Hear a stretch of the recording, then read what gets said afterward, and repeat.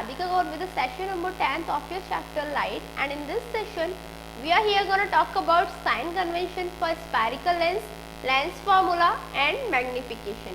तो गाइस अभी हम यहाँ पे अपना सेशन नंबर 10 डिस्कस कर रहे हैं जिसमें हम स्फेरिकल लेंसेज के साइन कन्वेंशन के बारे में स्टडी करेंगे। मिरर के साइन कन्वेंशन के बारे में हमने जैसे स्टडी किया था सेम वही है जो मिरर के साइन कन्वेंशन होते थे, स्फेरिकल लेंसेज के भी जो साइन कन्वेंशन है वो सिमिलर ही होते हैं। उसके बाद में हम लेंस फार्मूला के बारे में स्टडी करेंगे जो मिरर फार्मूला से थोड़ा सा डिफरेंट होता है, और हम मैग्निफिकेशन के बारे में भी यहाँ पे डिस्कस करेंगे। So let's start our session with obviously sign convention for spherical lenses. The thing is that the object is always placed of the to the left of the lens. Simply जो object होगा उसे हमेशा जो lens है उसके left hand side पे हम रखते हैं। Clear? That the object is always placed to the left of the lens. All distances parallel to the principal axis are measured from the pole of the lens.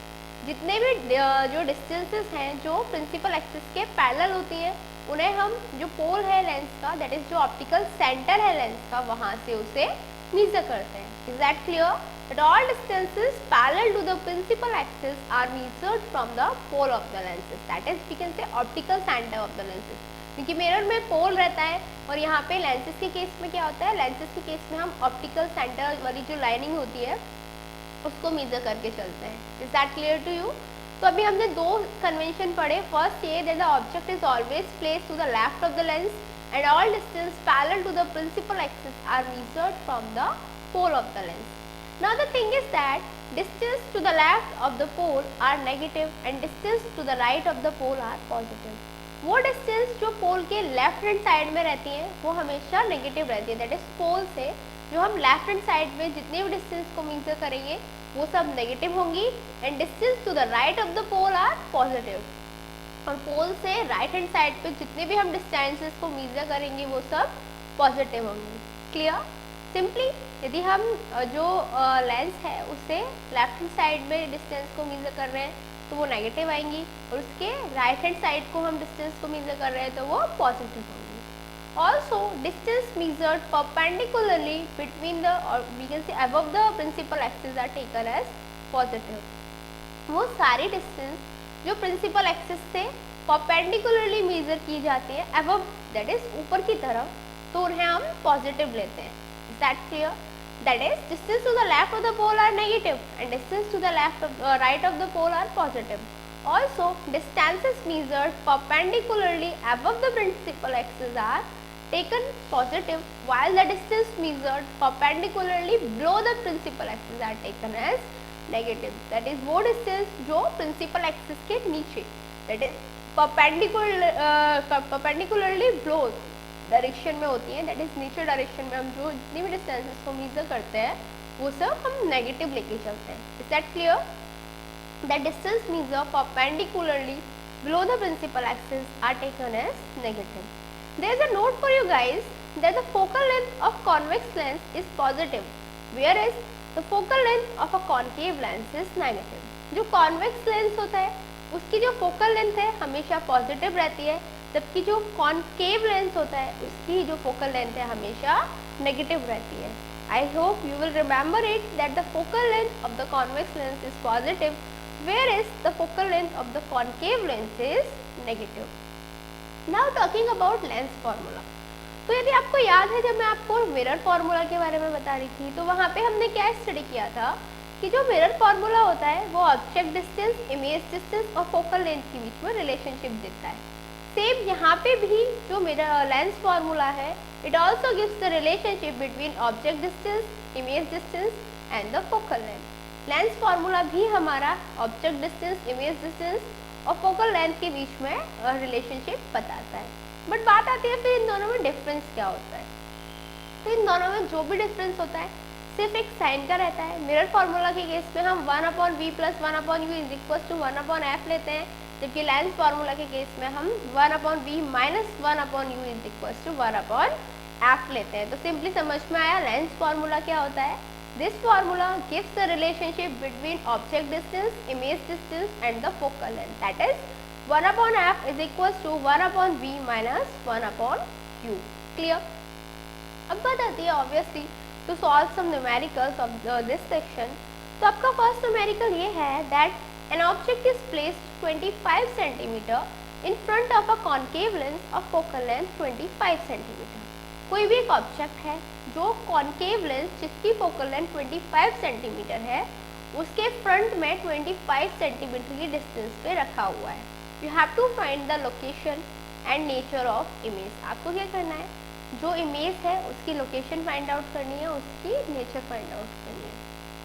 Simply आपको क्या क्या given है, सबसे पहले आपको गिवन है यहाँ पे object distance that is you given है। कितना गिवन है, माइनस का 25 सेंटीमीटर। क्यों, क्योंकि हम नेगेटिव लेंगे according to sign convention. Focal length भी कितनी हो गई, माइनस का 25 साइन कन्वेंशन के अकॉर्डिंग। हमें फाइंड आउट क्या करना है, v की वैल्यू फाइंड आउट करनी है। क्लियर।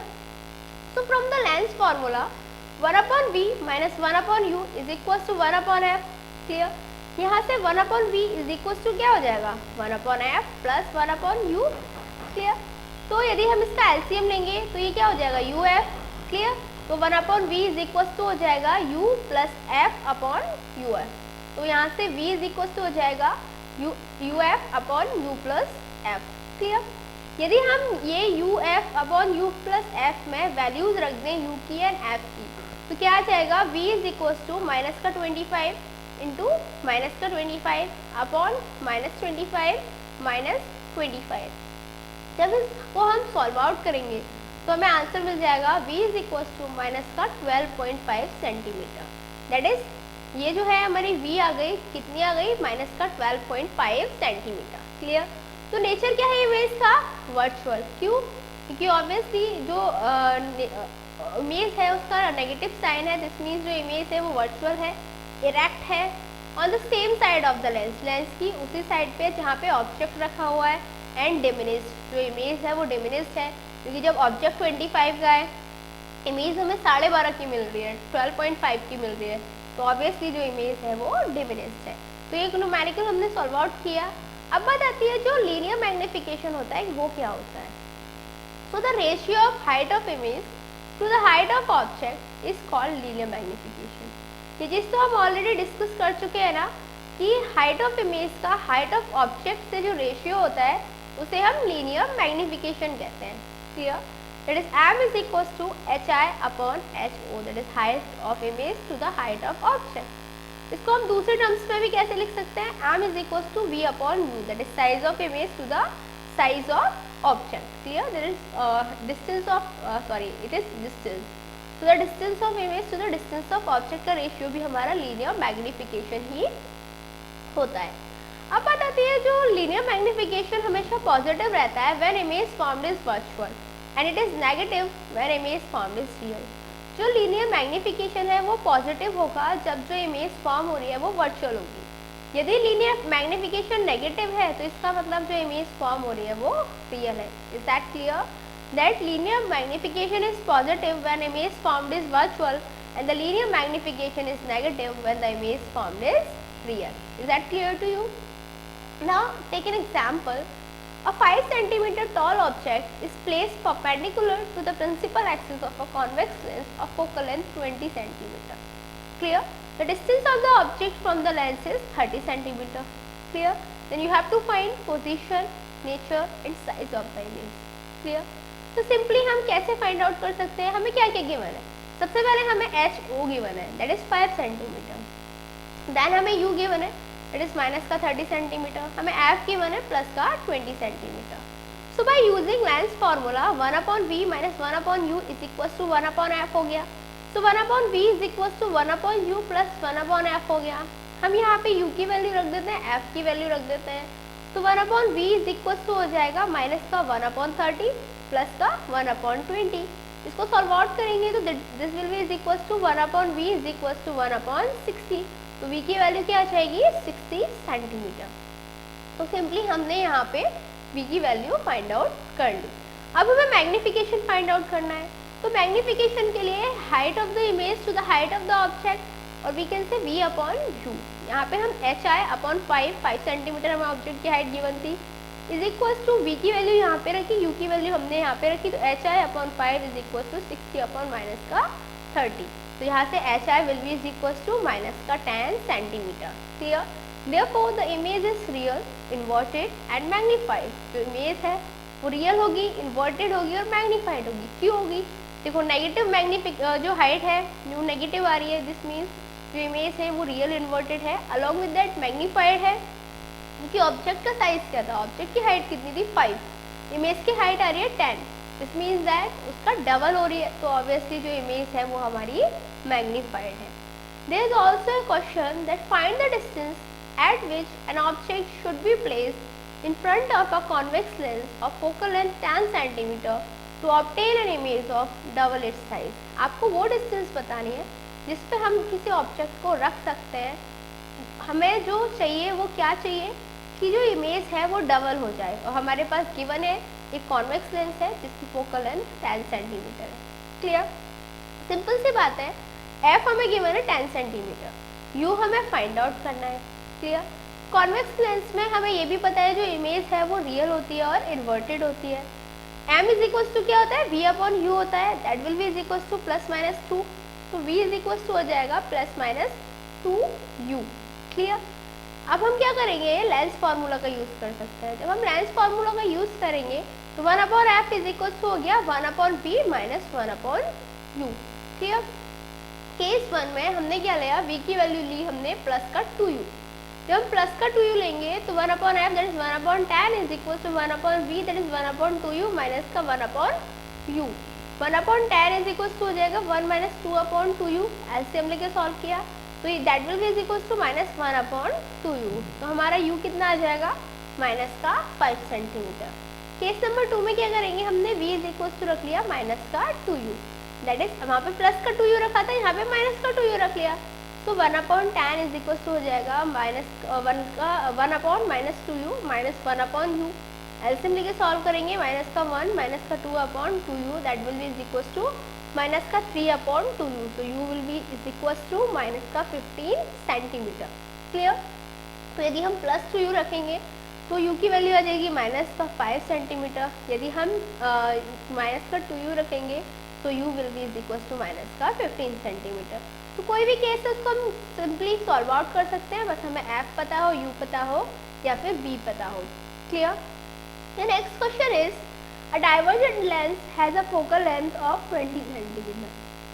कोई भी एक डाइवर्जेंट लेंस है जिसकी जो फोकल लेंथ है वो 20 सेंटीमीटर है. At what distance should an object of height 4 centimetre from the optical centre of the lens be placed so that the image is found 10 cm away from the lens.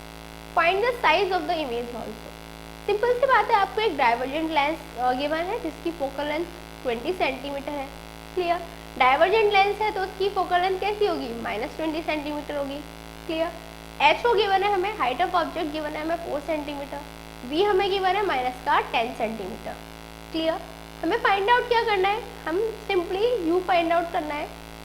तो हम lens formula का use करेंगे. 1 upon we minus का 1 upon you that will be is equal to 1 upon F. तो minus का 1 upon 10 minus 1 upon U will be is equal to minus का 1 upon 20. यहाँ से 1 upon U is equal to हो जाएगा minus का 1 upon 10 plus का 1 अपॉन 20. तो 1 upon U will be is equal to minus 2 plus 1 upon 20. LCM लेके हमने यहाँ पे सॉल्व कर दिया तो यू इज इक्वल टू आ जाएगा माइनस का 20 सेंटीमीटर. क्लियर. अब क्या है, हमें मैग्नीफिकेशन फाइंड आउट करनी है. तो मैग्नीफिकेशन के लिए m इज इक्वल टू होता है v upon you that is equal to H I upon H O. तो H I upon 4 is equal to हो गया माइनस का 10 अपॉन माइनस का 20. तो एच आई की वैल्यू हमें फाइंड आउट करनी थी. तो H I will be is equal to हो जाएगा 2 centimetre. Thereby size of image that is H I will be is equal to 2 centimetre. Is that clear. So what did we learn today. आज हमने क्या study किया, आज हमने spherical lenses के sign conventions क्या होते हैं उसके बारे में स्टडी किया. उसके बाद में जो लेंस फार्मूला होता है वो क्या होता है हमने ये भी डिस्कस किया. लीनियर मैग्नीफिकेशन क्या होता है हमने ये भी डिस्कस किया.